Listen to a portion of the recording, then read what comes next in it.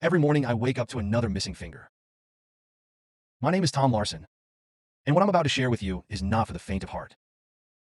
It's a tale of horror, of madness, and of a relentless descent into darkness that began with something as simple as a missing finger.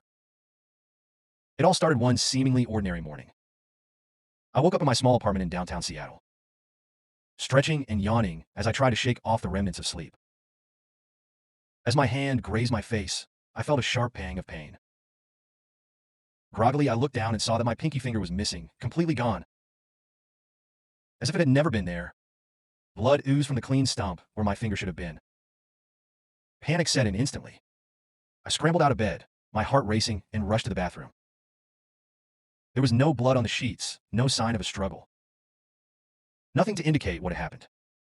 How could this be? I stared at my hand in the mirror, trying to make sense of it. It wasn't just a cut. The entire finger was missing, and the wound looked as though it had been professionally cauterized. I called 911, but my explanation sounded insane even to my own ears. They sent an ambulance, and I was taken to the hospital. The doctors were baffled. They performed all sorts of tests, but they couldn't determine how I lost my finger or who could have done it. I was sent home with a prescription for painkillers and a referral to a psychiatrist. That night, I barely slept. My mind was racing with fear and confusion. When I did manage to drift off, my dreams were filled with shadows and whispers.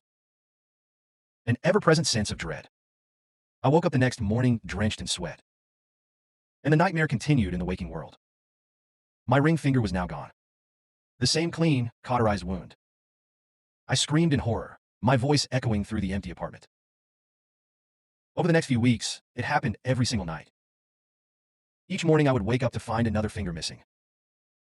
I sought help from doctors, but they had no answers. The psychiatrist suggested it might be some sort of extreme, self-harm, or sleepwalking disorder. But I knew I wasn't doing this to myself.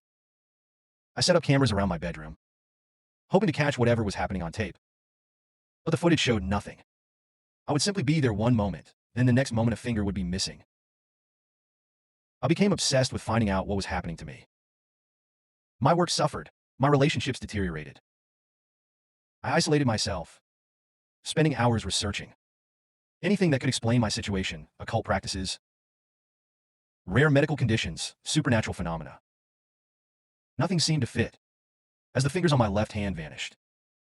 Then, those on my right, I fell into a deep depression. The pain was excruciating, both physically and mentally. I began to question my sanity. Was I truly losing my mind?